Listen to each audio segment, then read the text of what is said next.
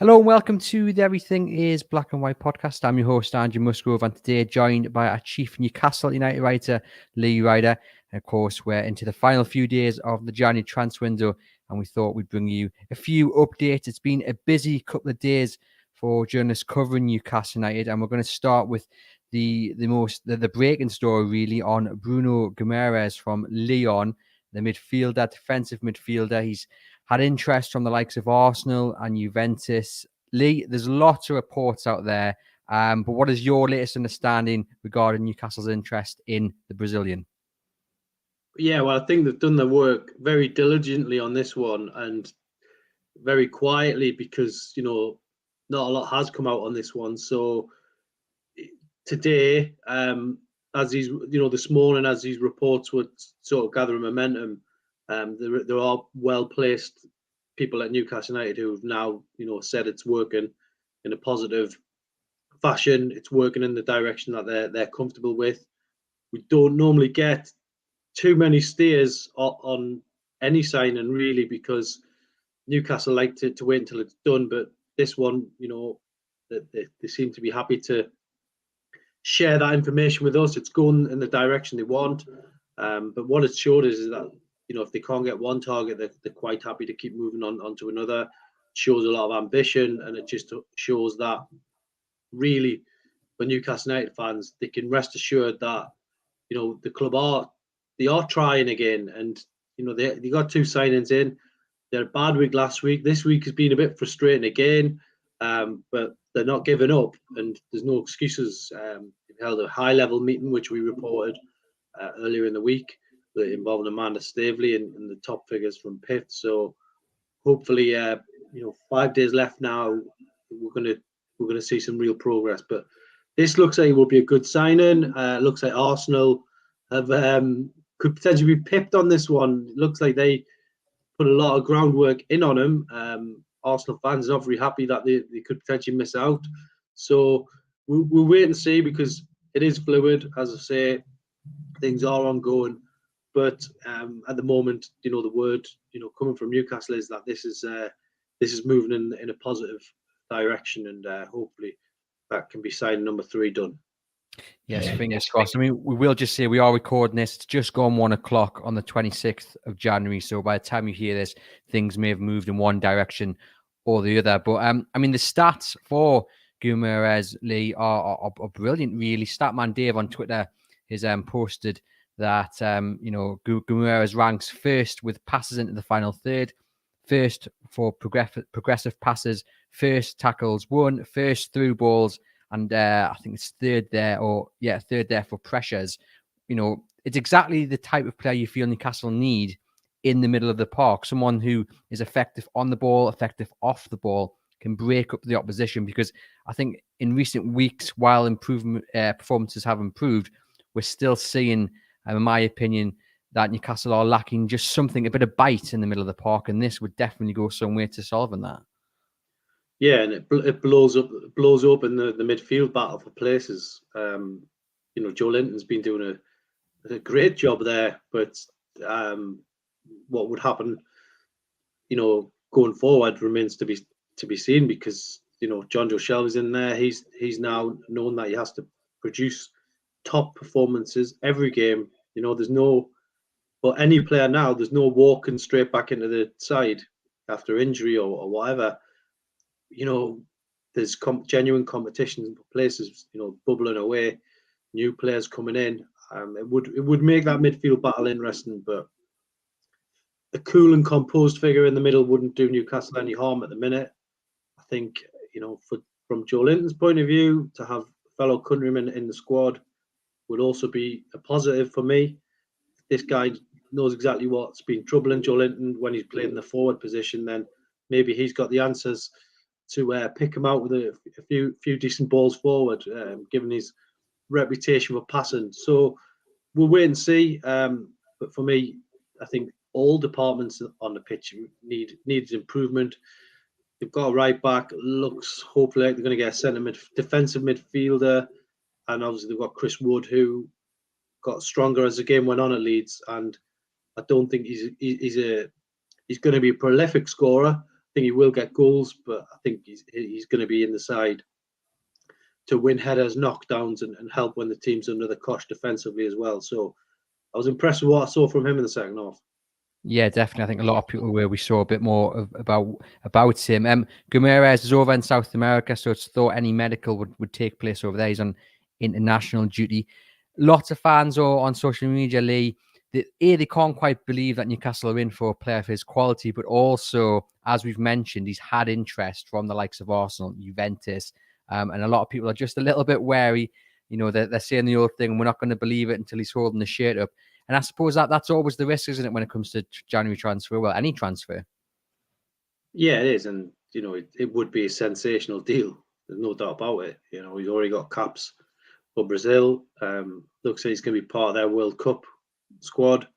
So you would be getting in a top player for what, for me, is deemed quite a reasonable fee, given the transfer fees of this day and age, especially with what's been going on with Diego Carlos, where that's a guy who isn't a regular in the Brazil team. You know, he's playing the Olympic squad, but he's not a regular Brazil international, and yet Newcastle have, been quoted like 50, 60 million for him in total, that is, because of add-ons. But, if they can get this one through the door, then I think it really does capture the imagination. And I think a lot, even if they only sign 3 players in this window, I think a lot of fans would accept it because they know that they've been trying for others, and they know that they can't get in a position where they're just throwing money around like confetti, because obviously you've got the summer window to consider as well, and financial fair play. So look,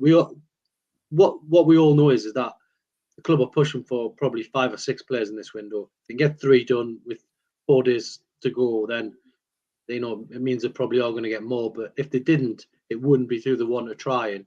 Whereas in the past, as I said, last time I spoke to you, the old regime were telling me, that's us done for business. And that was on January the 3rd or January the 4th one year. So it's a far cry from those days, and hopefully Newcastle can finish the window in style now. Fingers crossed. You mentioned there Diego Carlos. Do we think that deal is now it's over because of the price Newcastle are being quoted? Or do you maybe see Sevilla maybe backtracking somewhat the closer we get to the closing of the window? I think you would be you could end up with coming back to haunt you if you write off any transfer now, and that one definitely, especially given the 2 agents are working with Carlos and obviously the new boy coming in.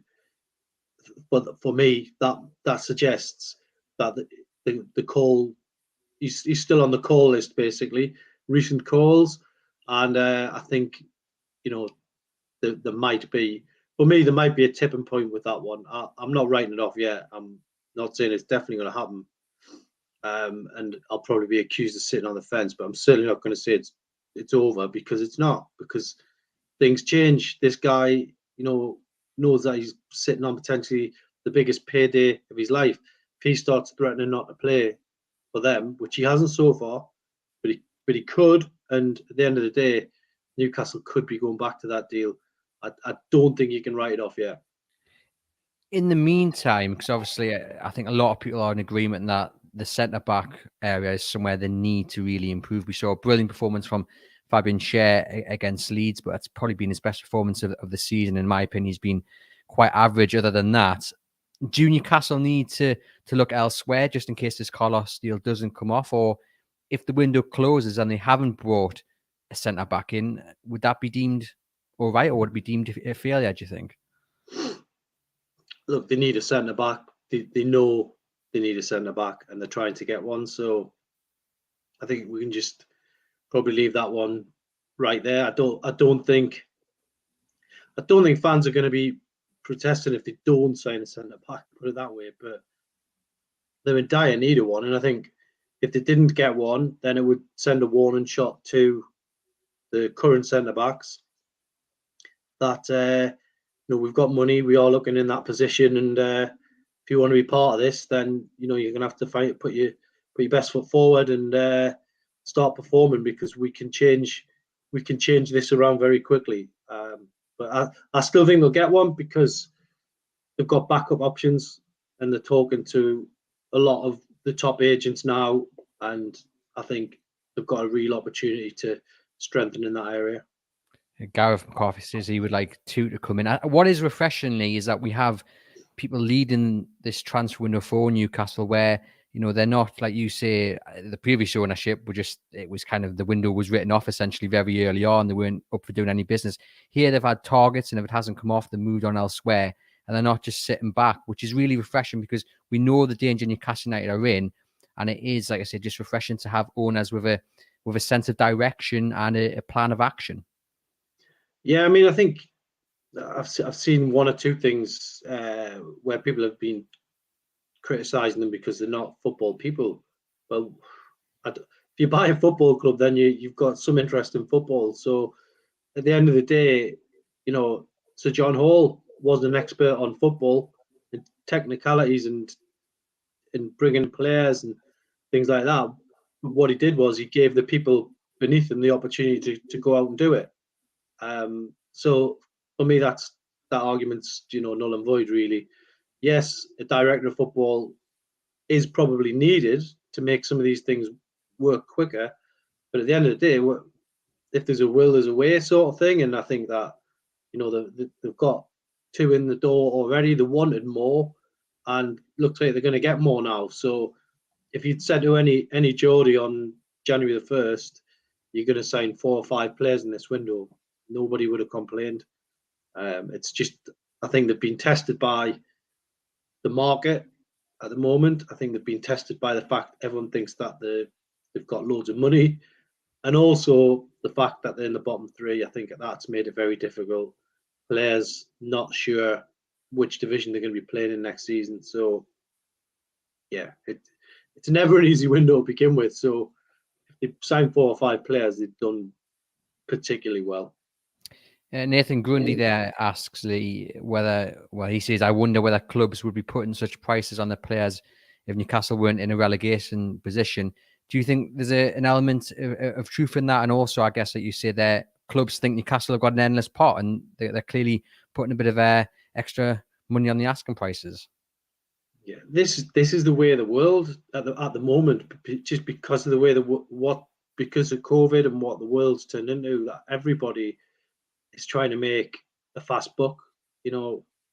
Houses, cars, footballers, everything's just gone up in price. And I think really from Newcastle's point of view, they probably knew this was going to happen. But they've shown already that they won't crumble to demands if it's getting unreasonable. So I think that's good going forward. And I think once they get a director of football in, they'll be able to really get stuck in and find these players who have got the clauses in the contract. And I think then you find more reasonable prices, and you can come away with better deals. On the centre-back search on our website today, you can see Lee's put a piece up regarding the centre-back search, and Newcastle's been offered Hungarian international centre-back Attila Százala, I think I pronounced that right, as a potential alternative to Carlos. What's your understanding there, Lee? Is that someone that you think maybe could come in if the Carlos deal doesn't get done? Yeah, I mean, it's one that's has been on the radar for a while, and it's an area where, I mean, Newcastle haven't had too many Hungarian players, but I know I've actually got couple of friends in Hungary, and they always mention this guy as one of the top players, and he's got 33 caps for Hungary, and they've done well in recent tournaments. They've started qualifying for tournaments, which was unusual for them, and he's been part of that. So I think that wouldn't be a bad option if the Carlos deal doesn't come off. But anyone who's going to come in and bolster the position and make competition for places there can only be a good thing. I heard someone reference him as the Hungarian Van Dijk, so I'm sure Newcastle United fans take that on. Jesse Lingard is the other name that's been consistently linked, not just in this window, but for goodness knows how long. Claims, Lee, from a sister paper down in Manchester, the Manchester Evening News, that Manchester United are after some sort of, if Newcastle survive relegation, they want to be paid a bonus. It's remarked it could be as high as 12 or 15 million, which seems bizarre to me. What's your latest understanding with Lingard? Yeah, I was told earlier in the week that it's obviously an initial fee up front, which I was told at the start of the week was being touted on as 4 million up front, which is a lot for a loan fee, because a loan fee is normally 1 million, 2 million pounds. 4 million's very extortionate. So then there would be the money to lump on at the end of the season as well. So it would be an expensive deal. If he had the same sort of impact as he did at West Ham, it would be worth it. But it seems very complicated, that one, at the moment. Yeah, it'd be a great sign. Like I said, the impact he had at West Ham was tremendous last season. Of course, he's out of contract, I think, in the summer as well. So maybe one to revisit. In terms of anything else, the outgoings, perhaps could we see? I mean, Jeff Hendrick was linked to Middlesbrough earlier this week. I guess if the likes of Guimaraes did come in, like we say, that would add another body to the midfield. So potentially we could see, some outgoings in that area. Yeah, which, when you're a club, when you're pushing on it, that always happens. I mean, even going back to, even the entertainers team. So Scott Sellers, the famous story, the players who are, going out to train. David Ginola's knocking shots in from 30, 35 yards in the warm-up. And Scott Sellers, obviously, I can't repeat it on here, but, he's pretty much said that's me done then. And, he had to pay the price for that. Rue Fox is another one where fantastic player who did very well at Newcastle, but, they signed Keith Gillespie and, that was his days numbered. So that's the entertainers zone about that. That's a team that were at the top of the table. We're now going to be going into the last few days of the window, and they will have to trim that squad down because they don't want unhappy players on board who aren't going to get a game.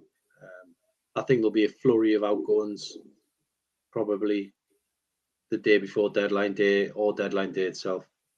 We've got a message here from Lee Trainer. He says, I truly appreciate the efforts of our new owners with the fans and speaking to the fans and the press. It just shows we are a team together. And you get that sense of togetherness when you're looking at the squad as well and on social media. It's just brilliant to see. And we're getting loads of comments as well about how fans are happy that the owners aren't being held to ransom, that they're refusing to match these ridiculous asking prices, which shows, they've got a brilliant business sense as well as learning the whole football aspect of it. Well, that just tells you about the mood around the city at the moment, and just shows you that when fans see ambition and when fans see it's people trying the best, then it's fine. But when they see a club happy to stand still and not progress, then that's different. It's the same on the pitch, isn't it? If you see a player who's running about and giving everything, you're going to appreciate his efforts. But if you see someone who's just not willing to put a shift in or goes missing in games, then you obviously need to make your feelings known. So from Newcastle's point of view, they just need to have a good, strong finish to the window now. And are you expecting a busy few days? Usually as we get towards the end of the window, it was very quiet, but obviously with the new owners coming in, are you expecting a busy end to the window?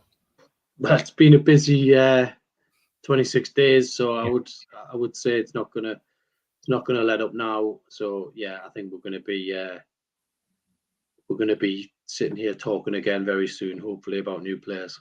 Could you see a striker coming in? A lot of people are asking. Do you think they need another addition in the up front?